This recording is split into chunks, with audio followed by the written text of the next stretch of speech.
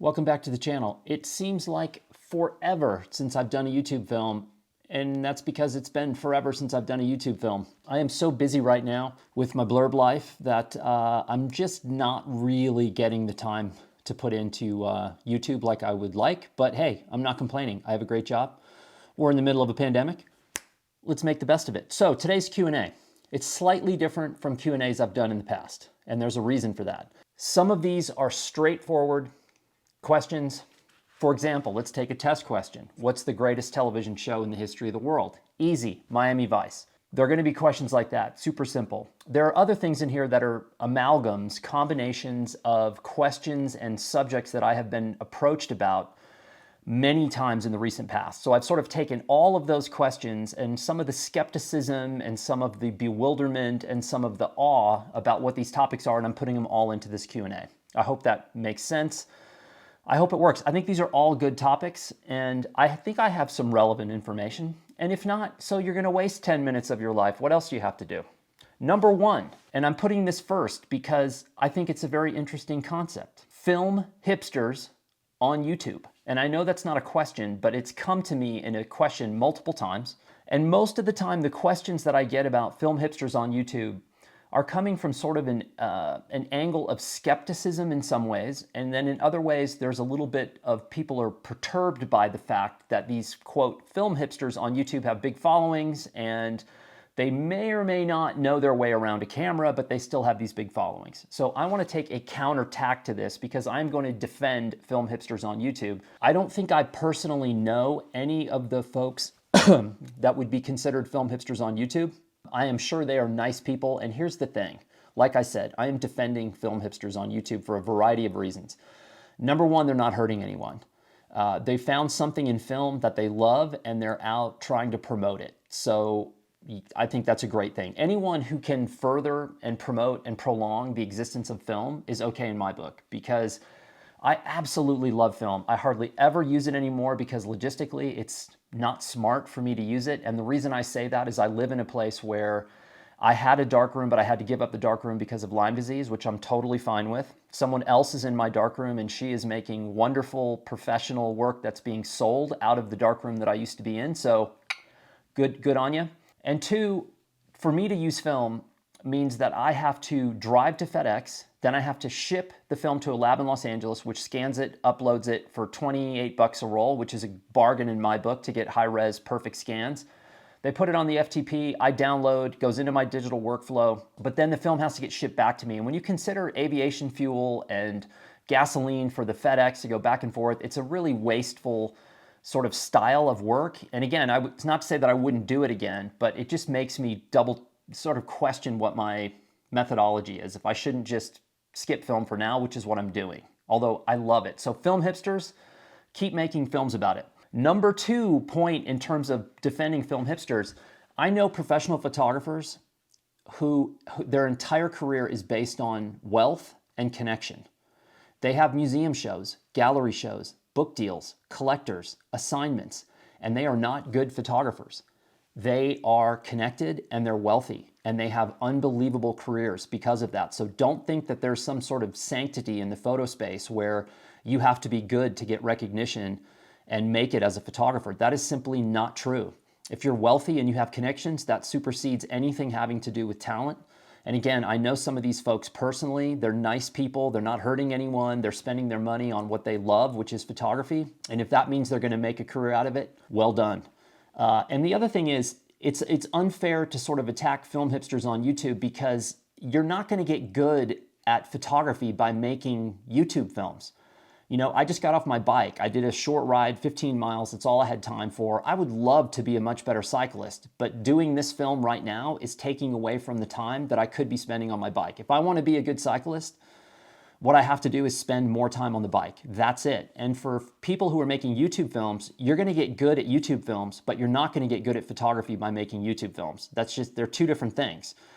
So if you want to get good at photography, take a break from the YouTube for a while and go spend every waking moment on photography, and then you'll get better at photography and then go back to your YouTube film. So it's a weird sort of catch-22, as if the more successful you are at YouTube, probably the less time you're spending making actual pictures or cycling or fly fishing or whatever it is you want to get good at in life. It's hard to do both. And trust me, as you can see, I'm barely able to manage a sort of lame one film a week thing now because I'm just too busy to do it better and do it right. Okay, what else? There was some other point I wanted to make here.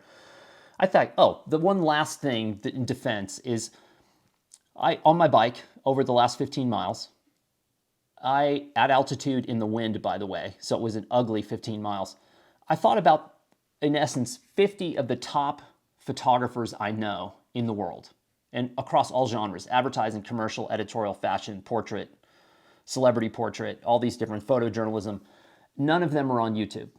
Zero. Absolutely none of them have a YouTube channel. They are featured on YouTube through other people's channels and programs, but they themselves do not have a channel. And I think that speaks to my last point, which is if you are trying to get good at photography, making YouTube films is not going to help you. It's a distraction from that process. So skip YouTube for a while, practice your photography, and then come back.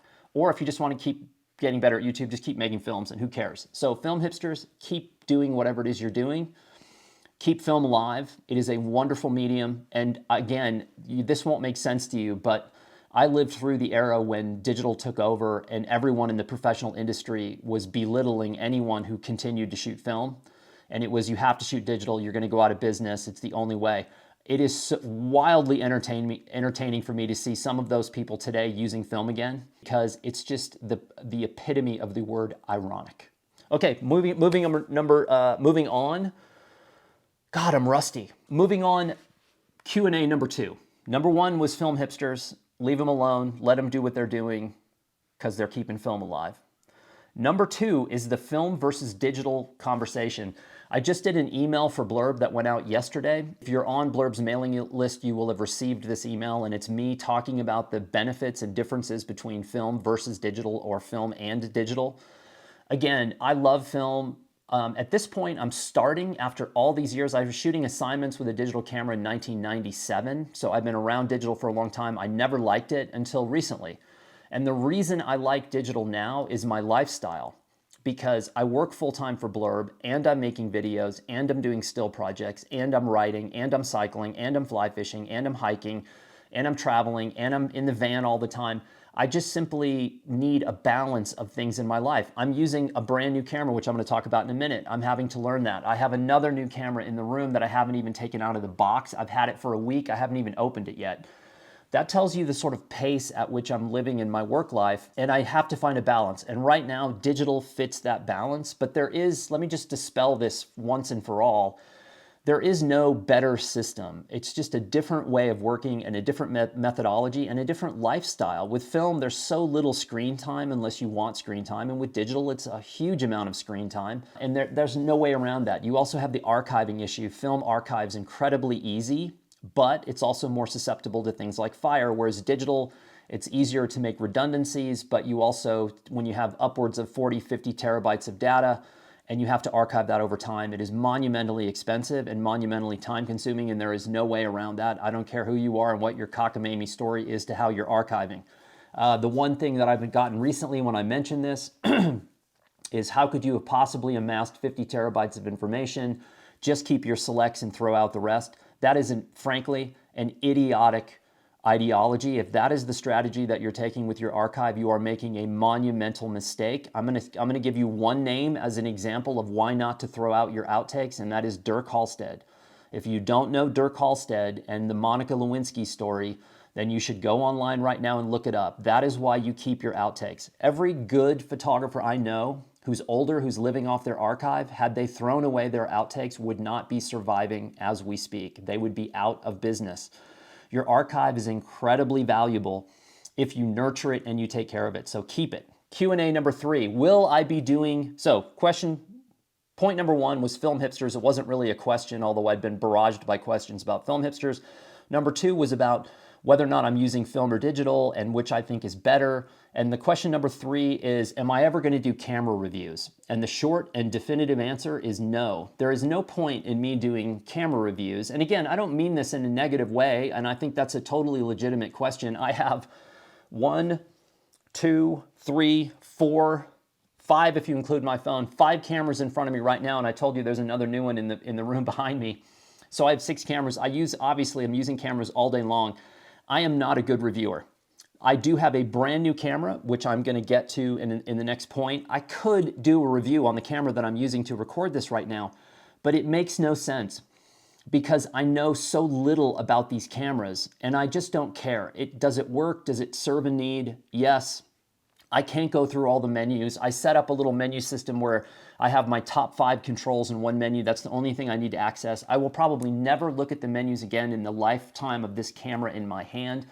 So I would suck as a camera reviewer. And the other point I realized was my primary still cameras now are 4 years old. So like, who cares about a Fuji X-T2 review? And then I went, okay, well, maybe I have an older camera that I could make a review of. The newest camera I have is a Leica M6. And why on earth would I do a Leica M6 review when the camera came out in 1984? So yes, I've used a Leica M6 for many years, probably over 20 years. I also have a Leica M4. I've used all different kinds of Leicas, but here's the crazy part. Why would I do a Leica M6 review when the camera came out in 84 and Marielle and Mark used the Leica M6? So if you're wondering to yourself, gee, I wonder if the Leica M6 is a good camera, just look at what Marielle and Mark did with the M6. If that doesn't show you that it is a completely viable high-level tool, I don't know, maybe the entire Magnum photo agency, and how many of those photographers had an M6 in their hand when they made those pictures? David Allen Harvey, for example. Gilles Perez would be another. What about Tony Schwa's work in Russia over 10 years? Broken Empire, I think is what it's called. Or maybe not Broken Empire. I'm going to review this book. It's absolutely fantastic. Tony Schwa used that camera for 10 years in Russia. He's way better than I'm ever going to be. Marielle and Mark is way better than I'm ever going to be. These people used that camera. If you go back to 84, for the next 20 years with rangefinders, that camera made more historical important photos than any camera in the world. So I don't need to review it. And by the way, the last thing I'm going to say about this, I'll take the M4 over the M6 any day. The M4 is much smoother. It's made out of brass. It has fewer working parts. The only rub with the M4 is that it spools up differently. You've got to fold your leader when you spool it up. Otherwise, you can get about 15 frames into the roll and it'll lock up on you. So once you learn how to do that little spool up technique, I'll take the M4 over the M6. Plus, there's no meter. It's just a metal box. It's unbelievable. I have a black paint, German M4 original batch, by far the best Leica I've ever had. Now, what's the weak spot of the M6 and the M4? In case you're thinking about buying one of these cameras have a tragic flaw. Just like every protagonist has a tragic flaw, so does the M6 and the M4. What is it? I'll give you 3 seconds to say it. Go ahead. I dare you. I dare you. Go ahead. Tell me what the weakness is of these cameras, because it's a glaring weakness. And this has bitten me in the ass once or twice in the field. Thankfully, I had more than one body. Is the take-up. The rewind spool that sits diagonally is made out of chintzy zinc alloy or some other cheesy metal. And if you bang it or bump it or drop it and it lands on that rewind spool, you are dead in the water. That's happened to me before. I dropped the camera very short distance, landed on that, bent it beyond recognition, and that camera was out of commission. So that is a tragic flaw. If you go back to the older models that had the pop-up with the twist, which is a total, it's a pain in the ass. Let's be honest. It's slower, but if you dropped it, that thing is built like a tank. So that's a weakness. I'm not going to review these cameras. They work great. Take Magnum's word for it. Okay, point number 4. Do I have a new camera? Yes. Man. I'm choking up. It's a Sony ZV-1, which is Sony's vlogging camera. It's tiny. It's the size of a pack of cigarettes. And don't lie, I know that you know the size of a pack of cigarettes. All of you have sucked on a butt from time to time. Don't lie. It's tiny. But what I love about this camera is I had nothing small that I could handhold outside of a GoPro. I don't like the quality, image quality, or the audio quality on a GoPro. I don't like the super wide camera view. It's great on my bicycle. It's great when I'm fly fishing. It's great when I'm hiking, but I don't want to use it as a primary recording camera. The ZV-1, pack of cigarettes. It's sitting on a Sony Bluetooth handheld controller that doubles as a tripod. But most importantly, it takes my lab mic. It takes my wireless Go mics, and it has a little mic input, and I can slide my other mic into the hot shoe, and the whole package is about this big. It's also stabilized. Now, it's not GoPro stabilized, not at that level. I've been using it in the field, hand holding it, and it's still better on a tripod, as are all cameras that are hand holdable. They certainly look better on tripods, but the thing is, I'm on the move a lot, and tripods are a royal pain in the ass. And so sometimes I'll use a tripod, but sometimes I won't. And the ZV-1 is small enough to attach to all my little tiny tripods that I can then attach to a variety of different things, surfaces, places, locations that I would not be able to put a big camera like a Fuji. Having said that, I will probably buy a X-T4 as well, which also has IBIS and is hand-holdable, because again, my job now requires me to make more videos, some of which you will see here and some of which you won't see. They're sort of in-house videos and things like that, but I have a need for these. So far, the Sony has been great. I'm stoked. It was not expensive. It's super small. It's durable. I've been carrying it around for weeks in my backpack and bouncing around. It also fits inside the pocket of one of my Beyond jackets that I wear all the time, and you don't even know it's there. It's like a concealed camera, if you will.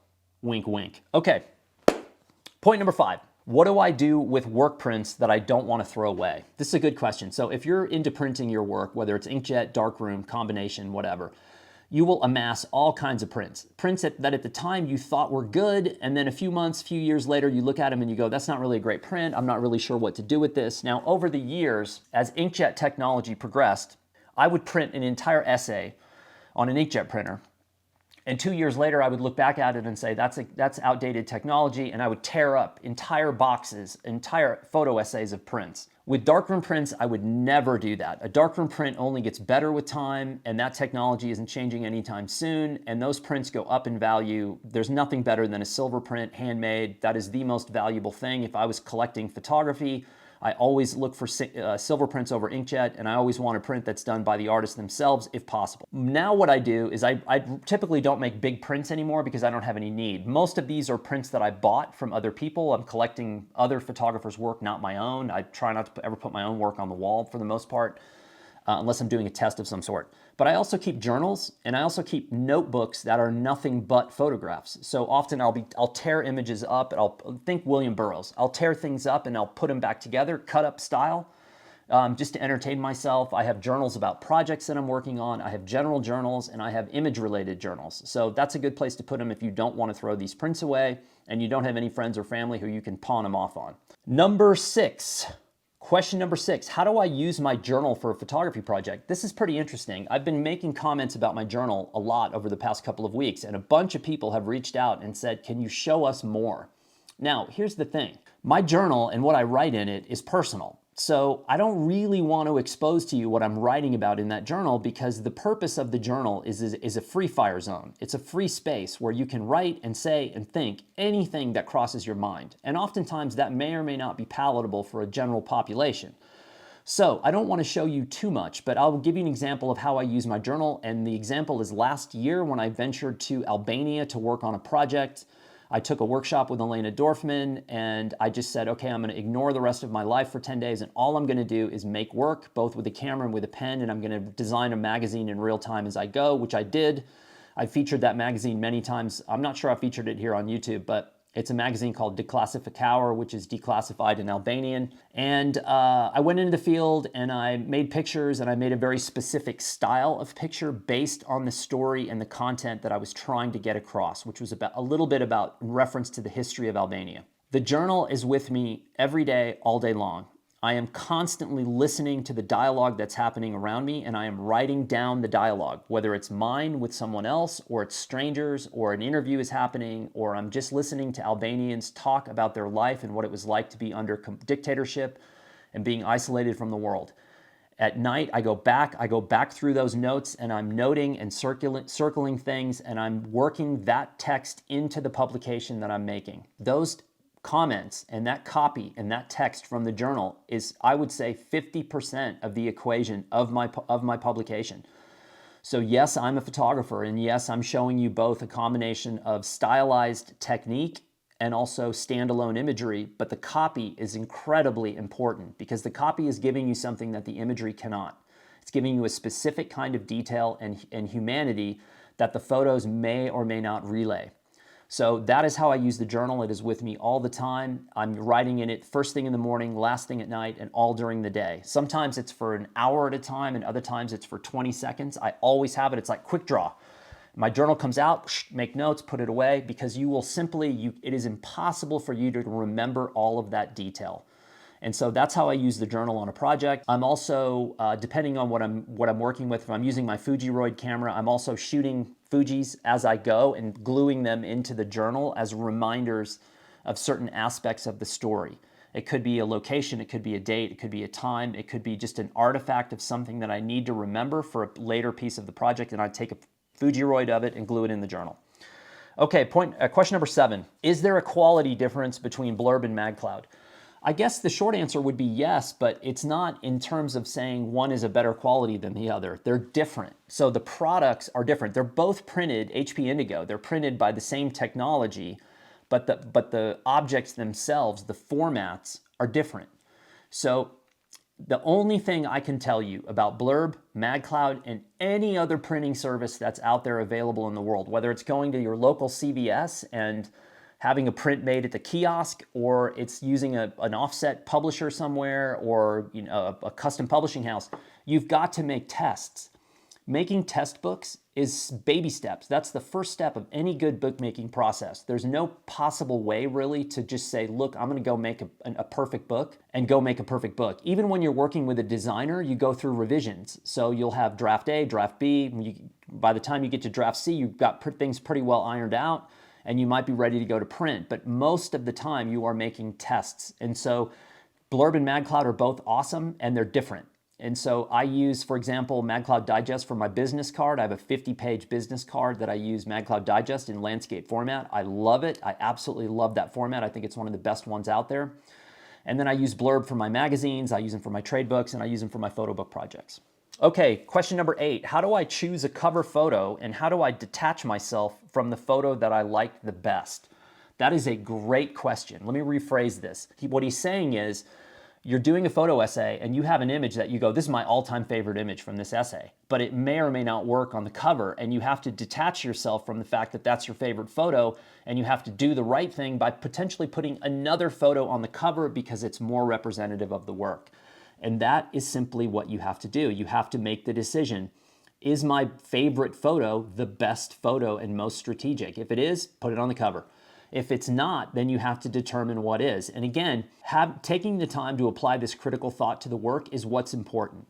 This rarely happens in the digital space. I see much more sloppy work happening, but when people go to print, especially when something you have to pay for, they are much more heightened to the fact of asking themselves, is this good? Is it not good? Is it good enough? Is this the one that should be on the cover? And I can show at some point down the line, I can show a bunch of different covers and why I chose the images I did on the cover. Also know that images that are books that have art on the cover as opposed to copy, or books without art on the cover, books with art sell 80% more than books without, which is a pretty interesting little scenario to think about if you're trying to sell your books. Another good exercise is to go to your local bookstore, tell them that you are interested in publishing, and have them walk you around and show, if you can find a cool manager. And there's a bookstore here in Santa Fe where the manager did this with me one time. He said, you want me to show you the books that'll sell just based on cover art? And so we walked around a bookstore that had thousands of books out, mostly novels and literature. Some were on the spine and others were flat, and he just pointed at the covers and said, that will sell, that will sell, that will sell, based strictly on cover art. Regardless of how good the writing is, regardless of how well known the author, he goes, those covers will sell. That is an amazing psychological experience, and if you can get your local bookstore to do that, it's well worth it. All right, we're only gonna do 9 questions. Why not? 10 is too popular. How do I make a photo book? This is question number 9. How do I make a photo book without a lot of copy? It's impossible. Listen to that jet. You hear that? That sounds like a missile coming in. That's my guess, private jet, Santa Fe Airport. Okay, how to make a photo book without a lot of copy? Very carefully. That's my answer. Very, very carefully. No, I think 2 things. 1, you should make a book, even if you don't want to put a lot of copy in. As an experiment and a test and a training exercise, you should make a photography book with a lot of copy. Copy actually makes things easier, gives you a second primary element to work with, and the dance between copy and illustration is really fun. And there are just gazillions of examples out there on how to do it well. But if you're anti-copy, or you hate writing, or maybe you just don't like language in general, and you're like, I don't care about anything except photography, okay then, you're gonna make a book with just photographs. So that's a little trickier. I am a big fan of cohesiveness and consistency because you can't pander to your audience. You can't, because the audience, may or may not be sophisticated in terms of photography, so you don't want to put your eggs in that basket, but you also have to keep them in mind. And today what we're talking about is attention, and to take a quote from Doug Rushkoff, attention is the currency being traded, right? We're after undivided attention. If you're a photographer, if you're a YouTuber, if you're whatever, and you're putting your work out in the world, what you are after is undivided attention. And to get that, typically a cohesive body of work will do that better than a fractured body of work. Someone wrote me the other day about aspect ratio. They'd entered a contest and had not done well because the judges said you should have stayed consistent to an aspect ratio. So can you do square format and 35 millimeter? Yes, but it's more complicated. Can you do square and 35 vertical and horizontal? Yes, but it's more complicated. And what does that do to the viewer? Are you asking the viewer to do too much? To say, oh, here's a square image. Oh, great, I'm going to be looking at an essay of squares. Oh, no, wait, here's a rectangle. Oh, no, wait, here's a vertical, here's a horizontal. It's complicated. In any window that you give a viewer to go back to Instagram, to go back to Facebook, to go back to the television, to go back to YouTube, they're going to take it. You have to put your thumb on them and hold them down visually. Otherwise, they will leave. All right, and this is not me saying this. This is global data and science saying that our attention spans are diminishing on a yearly basis. So it's harder and harder and harder.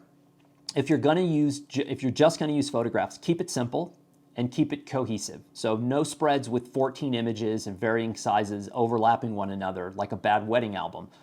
Don't do that. Just keep it simple and think about what the viewer is enduring while you are getting them to look at your photo essay.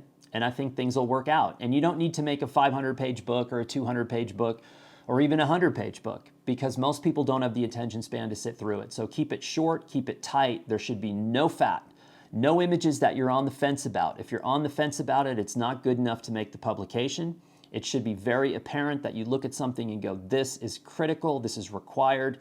And also, too, the last thing I'll say, there's a big difference between a book and a portfolio. If you're showing a portfolio, you don't have to tell a story. You're basically just showing your best work to try to get work. If you're telling a story, you may have to include images that wouldn't land in your portfolio. They're transitional images or informational images that help tell a story, but they may not be visually pleasing. So all of these are things that you have to keep in mind when you're trying to put an essay together or a portfolio together. So that was today's Q&A. I'm exhausted. I'm at 10% battery on my, by the way, I bought an Away suitcase before COVID. I used it endlessly 1,000,000 times, and it had this giant 10,000 milliamp battery that comes in the suitcase that you always had to take out when you boarded the flight, because they'd be like, you can't have that in your suitcase. And you'd be like, great. And you'd pull it out of your backpack and put it in your pocket, and suddenly it was fine. This is amazing battery. So Away, good job on that. I use it to charge all my cameras in the field now, including my new fancy Sony ZV-1 vlogging camera. Anyway, thanks for tuning into the Q&A. I have a whole bunch of films coming, some adventure films, and also a photography film that I think is going to be really good about the three most important ingredients to great photography, at least in my opinion, my experience. I appreciate you tuning in if you've lasted this long. If you have questions that you think I might have some interesting answer for, go ahead and send them in, because I'd be happy to talk about this. Again, I went to photo school. I paid to go to photo school. If you can pillage my photo education for your own gain and pillage my photo career for your own gain, then so be it. That is why I'm making these films. Good luck with your photography. Keep things in perspective. Have fun. Be smart. Be safe. And I will see you next time.